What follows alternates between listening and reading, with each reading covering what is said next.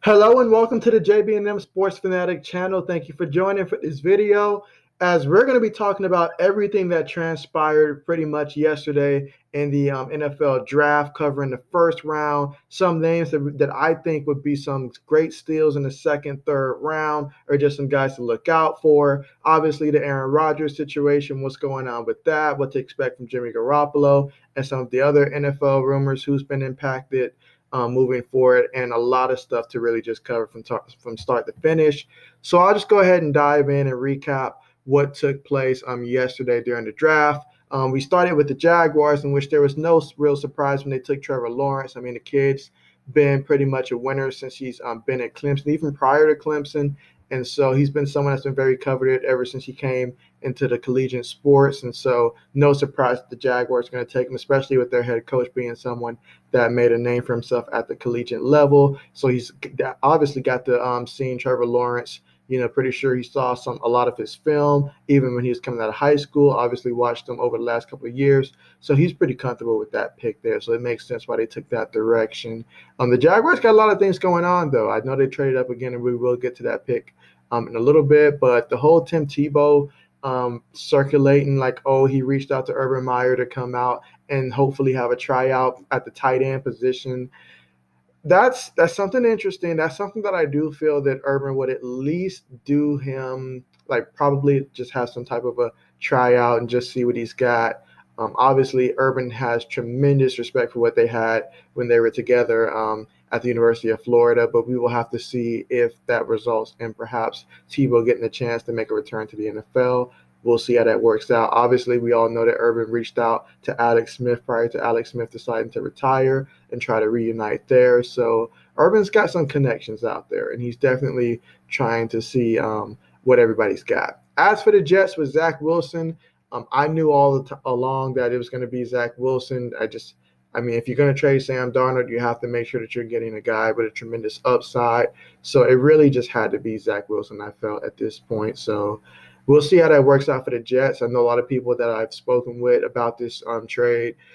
Yeah, I mean, not this trade, this signing. They're definitely high on Zach Wilson. I will have to wait and see just how the Jets put pieces around him. As far as just pure talent, heck yeah, Zach Wilson's that guy. What the Jets are going to do to surround him, they're saying that it's new, but it's always new when you bring in a new coach in terms of a new situation. So we'll see if they're able to do better for him than they did for Sam Darnold.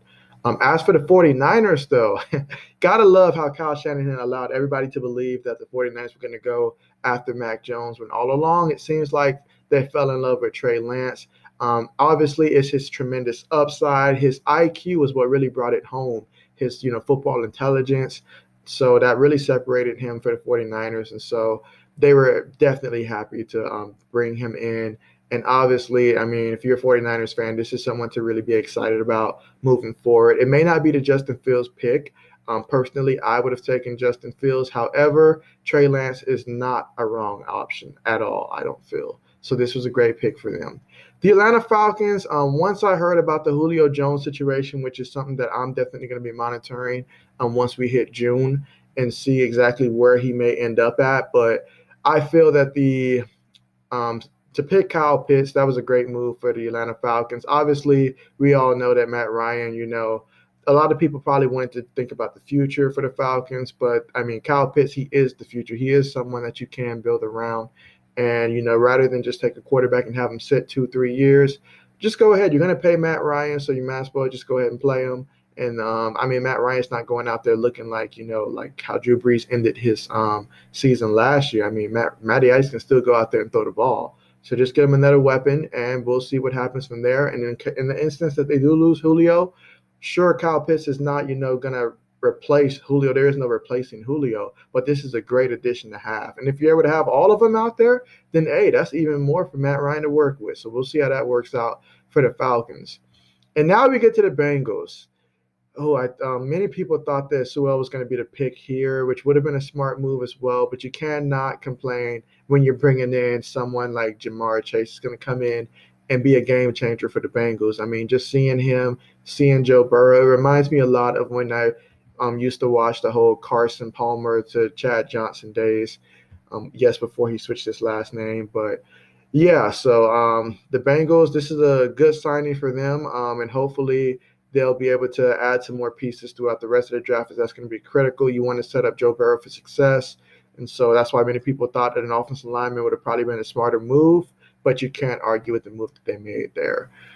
And so in the Dolphins, with the pick that they acquired from the Eagles way back when, they picked Jalen Waddle. So that is pretty good. I mean, some people already compare him to Tyreek Hill. The kid's definitely got speed. We only got to really see him last year in the championship game while he was hurt, but we do know what he brings to the table. So this was a really good pickup by the Miami Dolphins. I mean, they had the luxury of either taking him or moving back, and so they obviously felt that he's going to be able to come in and make a tremendous impact. Obviously, the connection between him and Tua, that had a lot to do with it, as I'm sure the Tua was lobbying for Jalen Waddle. They probably asked him which was his preference between him and Devonta Smith, so it makes sense why they took this direction here. As for Detroit, I thought they were going to take a receiver. I felt that they really needed a receiver, like really, really needed a receiver. I mean, it's so bad that they might just reach out to me after this video and see if I could play receiver, but they really lost both of their starting receivers, so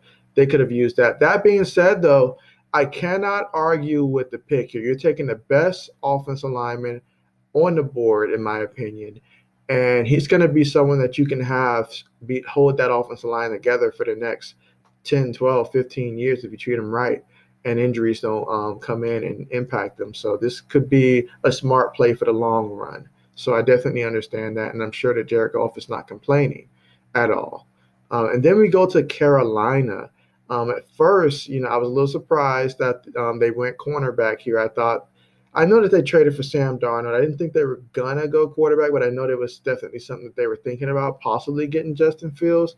Maybe if it was Trey Lance, they would have pulled the trigger. But they went not just going corner here, but they chose J.C. Horn.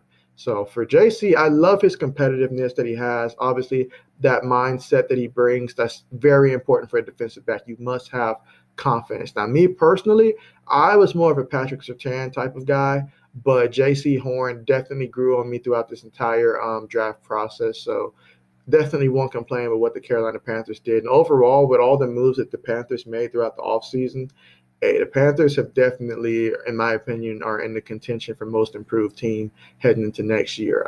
I like what they're doing as an organization. And now we're going to go down to the Broncos.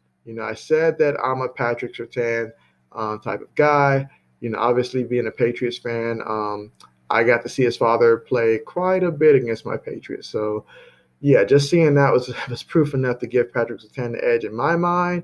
Understand why the Broncos did it, but I feel it was the wrong move. They should have went quarterback here. I don't think Drew Lock is the answer. Obviously, if you start Teddy Bridgewater, you're going to be looking for a quarterback again next year or the year after that. And so, yeah, they really had a chance to draft perhaps the quarterback that's going to end up being the best quarterback of this class potentially, and they just blew it. They showed. I mean, Patrick Surtain can still work out great for them, but they needed a quarterback to really help them. If you're going to compete with teams like that have Patrick Mahomes, Justin Herbert, these are some great guys. Even Derek Carr. I mean, you need a quarterback, but they missed on that one. So we'll see if they can get someone in the second round, perhaps someone like Kellen Mond to come in and be the savior. But we'll see how that plays out for them. And then the Eagles, which kind of surprised me when they traded. First, they made a trade with the Cowboys, first of all. Second, they went to move 2 picks up and threw in an extra third, and the Giants ended up moving back afterwards. But that being said, you have to do what you got to do to make sure that you get the player that you want. And if you think someone's going to take him, I understand that. So getting Devonta Smith was an excellent move for the Eagles. Definitely needed. Obviously, Jalen Hurts, before he went to Oklahoma, he did have the Alabama connection. So therefore, him, Devonta Smith. I mean, I really like what Devonta Smith brings to the table. Like this guy, in my opinion, I see a lot of similarities from what I saw from Marvin Harrison. Obviously, Devonta Smith is just going to be, a rookie this upcoming season, but there's a lot of traits that I like about Devonta Smith as a receiver.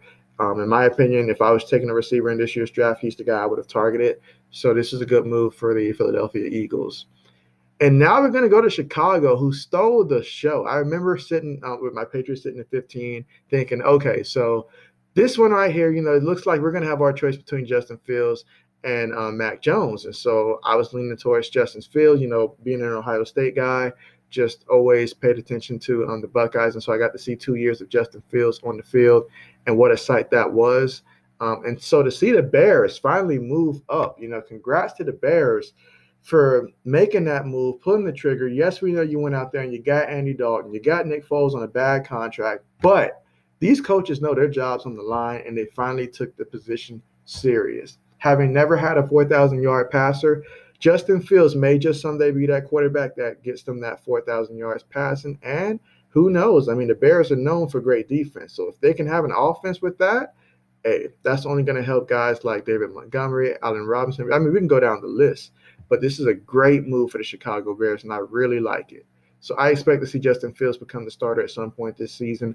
And when he does, the Bears are going to definitely be a playoff team, I feel, after drafting on this. Especially we'll have to monitor the whole Green Bay situation, but we'll get to that once we're finished with these first-round picks here. And then we go to the Dallas Cowboys on the clock, and they took Micah Parsons, in which a lot of people seem like they kind of sneezed at that pick. I mean, I like Micah Parsons. I mean, I see the upside there. I see the potential. It definitely strikes me as a typical Dallas Cowboys type of pick if they do look defensively.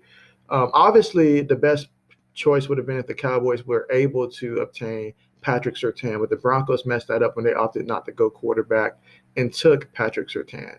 So therefore, the Cowboys just ended up taking perhaps the highest player they had on their board remaining on the defensive side.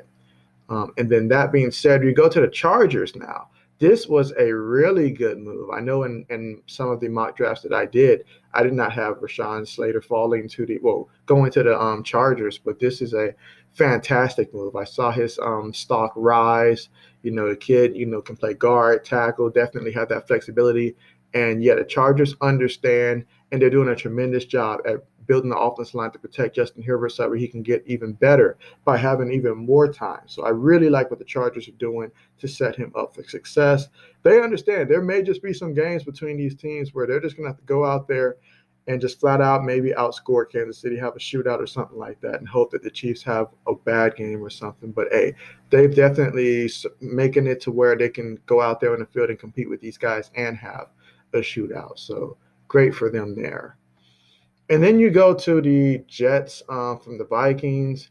And so I remember sitting there again, thinking, okay, there's no way the Vikings are going to draft the quarterback in the first. So as long as the Washington football team doesn't trade up, we're good. And then I saw the trade go up, and I was like, oh, boy, here we go. They're going to take Mac Jones. But that did not happen. The Jets traded up, and they took the offensive guard here, Vera Tucker from USC, which I was hearing a lot about within the last 2 weeks leading up to the draft. I started hearing his name more and more. So this was a great pick for the Jets, not going to lie. I mean, this only helps to, solidify that offensive line. We know last year they took an offensive lineman in the first, so they're working on that offensive line. It's just got to come together for them. Everybody's got to be healthy. Everybody's going to have to continue to develop as a team. But this is definitely a good piece to have when you're bringing in a rookie quarterback. So that was good for the Jets there. And then you go to the Patriots, Mac Jones. So a lot of people have mixed feelings about Mac Jones. Obviously, some people say, the talent that he had at the Alabama level was crazy, which is absolutely true. I mean, the man's played with so many first-round picks or high draft picks, it's insane. But at the same time, you still have to go against, like that Alabama defense in practice. You still got to compete for that job. When he first got there, that job was not handed to him. He had guys like Tua ahead of him, Jalen Hurts, and then a lot of other guys that go to Alabama, then they ended up transferring because they can't take the competition. But he definitely not just took the competition, he took it and ran with it. Coming off of the high expectations that they had, he was able to exceed those high expectations. So he definitely showed that he has the maturity, he has the accuracy. And this is someone that specifically for the Patriots, I felt is a great fit. For Mac Jones, I felt if he would have ended up with either the Patriots or the Saints, just from a standpoint of scheme and what the coaches can do and put around him, I really like this for Mac Jones. So I felt that was a great pick for the Patriots. Obviously, me just being an Ohio State fan and a Patriots fan, I wanted Justin Fields to go there. but it makes a lot of sense. And this was great. The Patriots did not have to move up to get him, so this was fantastic. And then you look at what the Arizona Cardinals got in Javon Collins. This one right here, this is going to be boom or bust type of potential here. So the Arizona Cardinals definitely swung with this pick here. I think it'll work out for them, though. And so I like the pick. I mean, Javon, he's definitely someone that I've kept my eyes on. If you're going to, I mean, this is really what the draft's all about, drafting a guy based upon his potential, his ceiling. And I like the ceiling that I see for Javon. There's a lot of people out there that have some questions, but, I'm not one of those people. I believe he's going to go out there and do tremendous. And I like what the Cardinals have been doing this offseason. I've kept my eyes on the Cardinals. Definitely going to see how things continue to pan out. But, yeah, Cardinals are doing work here. And then we get to the Raiders, who just completely just threw away all the expert advice. I mean, Mike Mayock basically said he knew that this was going to ruffle some feathers, essentially. And, yeah, he's not lying. I mean, I get why you would draft him. It's just where they drafted Alex Leatherwood. That's probably the issue. When you probably can get another guy and then grab him in the second if you want him that badly. But, yeah, so, I mean, this is the pick that they made, so we will see how that pans out.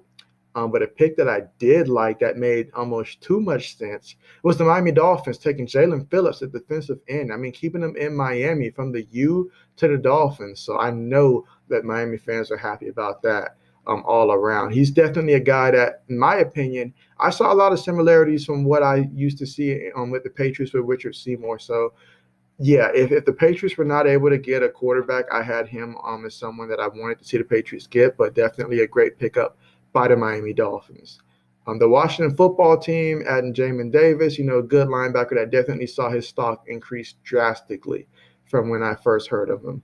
So this was definitely someone who's improved a lot, and he's going to have to continue to improve for the Washington football team, but definitely love the moves that they made this offseason. I thought they were going to try to move up and get a quarterback in the first, but I guess they didn't love any of the quarterbacks that was still on the board once we got past Trey Lance up there. So it makes sense for them to stay packed. And I expect the Washington football team to grab a quarterback in round 2 or at latest round 3. Just someone to have for the future moving forward. And we'll see which one of those quarterbacks that turns out to be, but definitely going to keep an eye on that for them.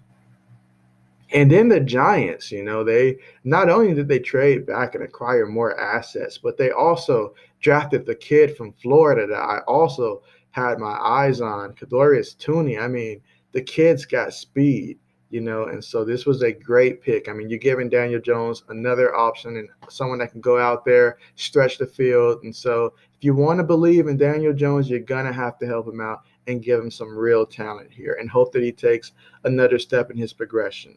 So this was a good move for the Giants right there. And then you got the Colts with taking the defensive end out of Michigan here, Payne. So, yeah, this is a good move. Obviously, they are pretty young at the defensive end right now. Justin Houston is still in the free agency. I don't think they're planning on bringing him back. So they needed to obviously replace him. And so this is a good addition for the Colts here. And we'll see just how Payne can help their defense. I mean, last year the Colts defense was fantastic. So they definitely just wanted to make sure that they continue to get younger, but not have a drop-off when it comes to that defense, as they want to be able to help the offense as much as possible, especially with Carson Wentz. And we're going to have to see what version of Carson Wentz they're going to get this upcoming season. And so at 22, the Tennessee Titans, Caleb Farley. Absolutely loved it, this pick for the Tennessee Titans. Obviously, the Titans, they let just about everybody go in the secondary, so they definitely needed to add some more guys. And so, but this is definitely the guy that I had for the Tennessee Titans in terms of just a good fit for Caleb. So great pickup for the Titans. Now the Minnesota Vikings and what they did here with this, this was a very nice draft pick here, taking Christian Darrisaw from Virginia Tech.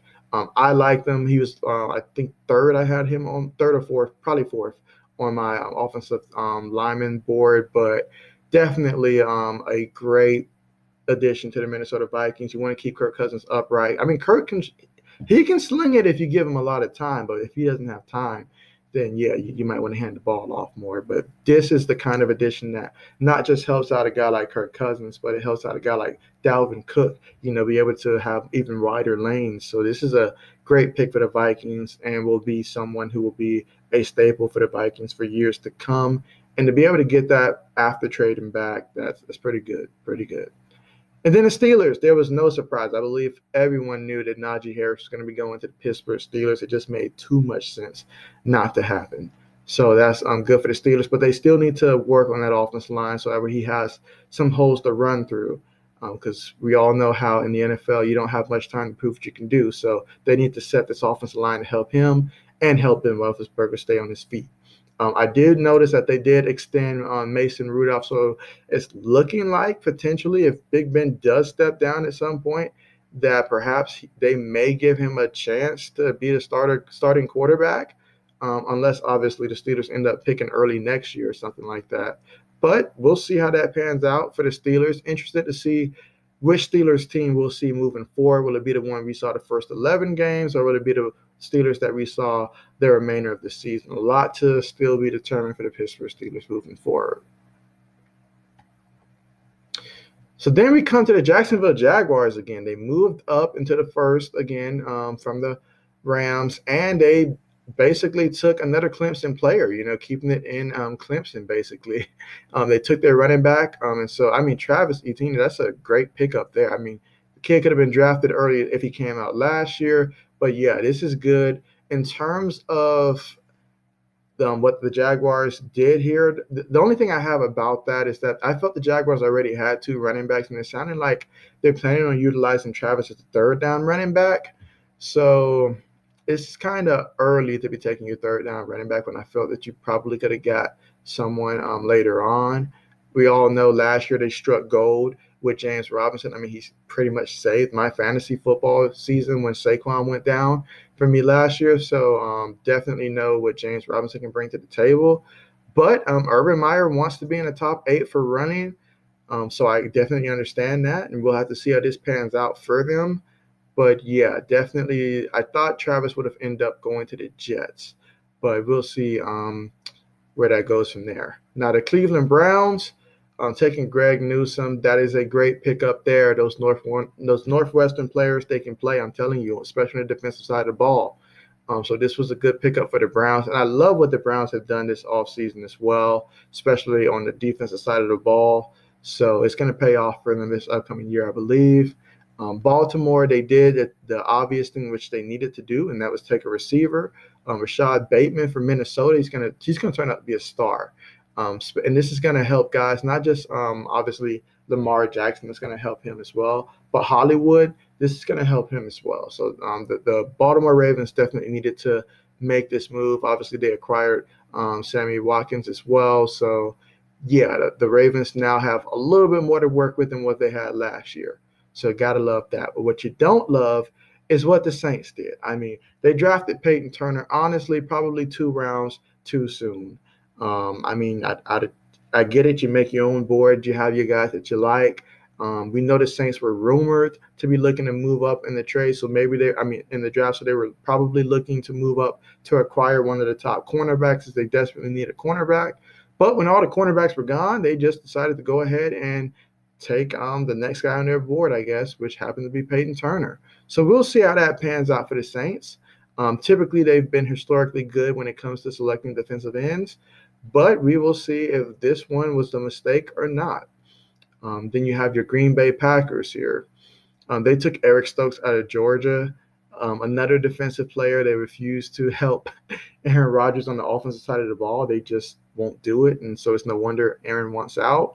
And I guess now's a good time to mention the whole Aaron Rodgers trade.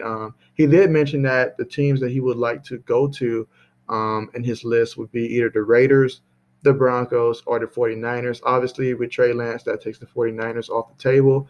Broncos and Raiders, they don't have any salary cap at all when it comes to being able to acquire his contract.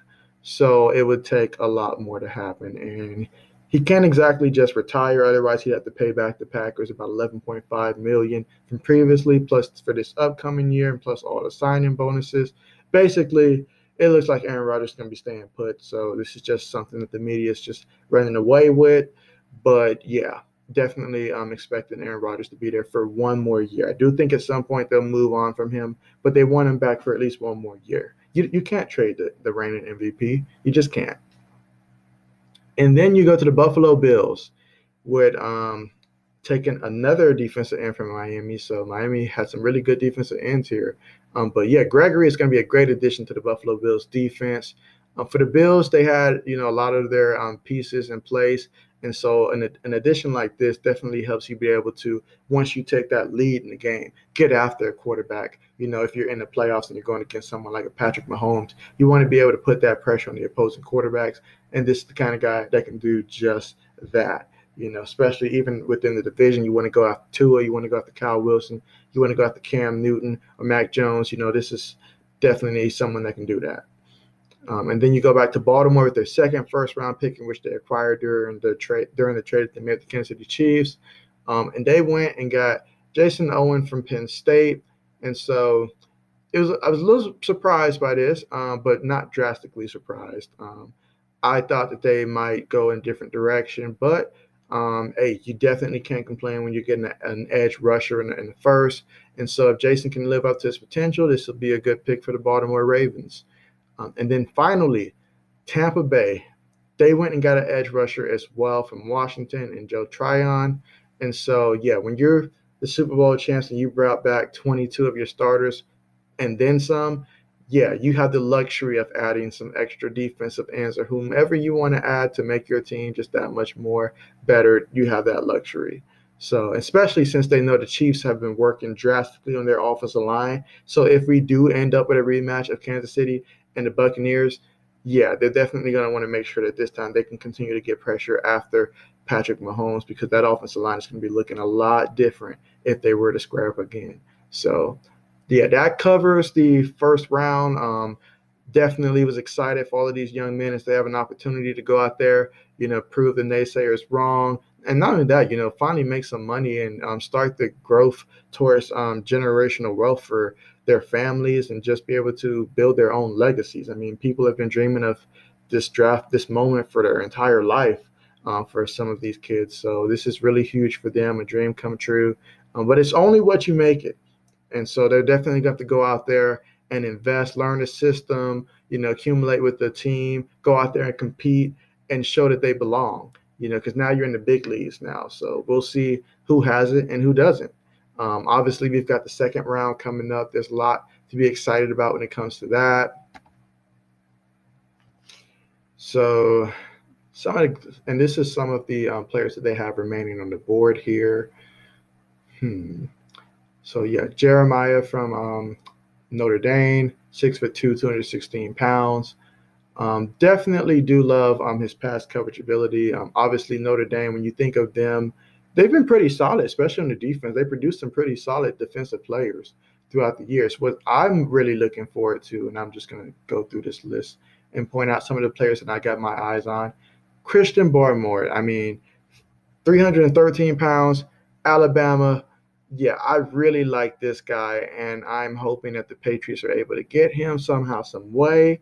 But I don't think that he'll last that long. I think the Jaguars may actually be eyeing him. But yeah, Christian Barmore, I think he's going to turn out to be a very great defensive tackle. So I like his upside, his potential. He's going to be one of those disruptive forces in the league. Let's see. Okay, and then we go down to some of the safeties. Yeah, one of the things that you really haven't heard much of, probably unless you're just someone that did your own research, is a lot of talk about the safety positions.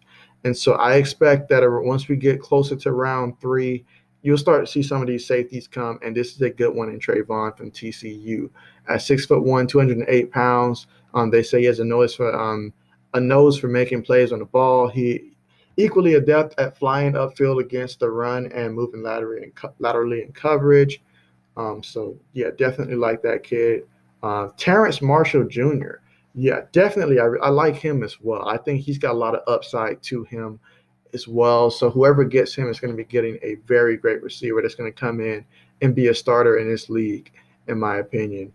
So, Yeah, so Marshall took advantage, they say, of Chase not suiting up for LSU by showing off his unique combination of size and speed. And yeah, that's another thing to really consider. But a lot of these guys that opted out, they did leave an open opportunity for some of their teammates to be able to come in and shine.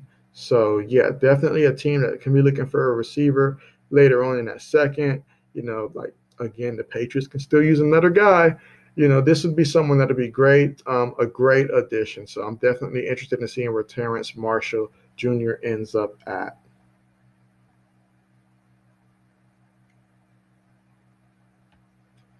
Okay. I mean, there's a lot of receivers, honestly. And then we look at tight end. We all know when it came to Kyle Pitts going to the Falcons, that was a great move there. But in terms of the next tight end off the board, we might see that around probably round 3. This kid from Penn State, 6'5", 260 pounds. He's definitely one of the better complete tight ends in this draft class. And so obviously he doesn't have that, game breaking speed that Kyle Pitts has. I mean, Kyle Pitts is just, he's basically that athlete, he's just that receiver and tight end molded into one. You take the best of each one, and that's what you got with Kyle Pitts. But this is more of your traditional type of tight end in which you typically see. And so, yeah, whoever adds him, that's going to be a great pickup there. Dalen Moses, inside linebacker. I like him as well. They say he suffered a knee injury in 2019 that wiped out all of his last season. It took away his chance to be a surefire first rounder in 2020. I believe that from what I've seen from Dalen Moses, he's definitely someone that had that first round pick potential. So that's definitely, whoever gets him is going to be getting a steal in this draft. That is for sure. So go through just a few more. Okay, so we have another safety here in Javon Holland from Oregon. Active, rangy playmaker, ability to get upfield, disrupt the line of scrimmage, but also drop back and make plays on the ball and coverage. It's nice size and a well-rounded skill set to play either spot. So tremendous there. One thing to still point out as I skim through some of this, we won't cover the entire list here. But guys like Javonte Williams, I'm really interested in seeing where he ends up going. I know a lot of the experts predicted that he'd be going to join a team like perhaps the Miami Dolphins. That's what a lot of people expected. So I'm interested in seeing where Javonte Williams is going to go. And also, let's see, man, Miami had a lot of players in this draft, Miami and Notre Dame both. But yeah, their tight end, Kyle Pitts. Kyle Trask, who threw to Kyle Pitts, from the University of Florida. Interested in seeing where he's going. A lot of other quarterbacks are getting mentioned a lot more. I see Kyle Trask as someone that's probably going to be going to the Washington football team, perhaps. Obviously he's an option up there, so I think he'll end up there. I've been trying to think where else would he be a good fit at, but that's the team that jumps out the most to me. So that's the team I'm going with. Creed Humphrey, his stock has been rising and probably still rising on the board. So we'll see where he ends up at. Gotta love Asante Samuel Jr. From Florida State. Asante Samuel's played with the Patriots throughout his career, and what a career that was. We all remember the iconic interception against Peyton Manning and company down in Indianapolis when they were up 21 to, I believe, 3 at halftime. We're not going to discuss what happened in the second half, but yeah. Elijah Moore, that's going to be another good receiver there as well. So, yeah, plenty of big names still remaining on this board here. Michael Carter, that's someone to look out for. Byron Brandon, another edge rusher here from Miami, Quincy Roche. So, yeah, there's a lot of key players still remaining in this draft. So I'm just as excited for rounds 2 and 3 as I was for round 1. Because this year I feel like it's just a very important draft for sure. So we'll see how the rest of this plays out. But as always, as more news continues to drop throughout the day, or more draft coverage, I should say, you can expect to see more news from me. I'll tell you what I think of the picks and who I've got projected to go where, and whatever news, is relevant at the time. So thank you guys for tuning in to watch this video, and thank you for making it this far in the video. I really appreciate it. And as always, take care and have a great rest of your day.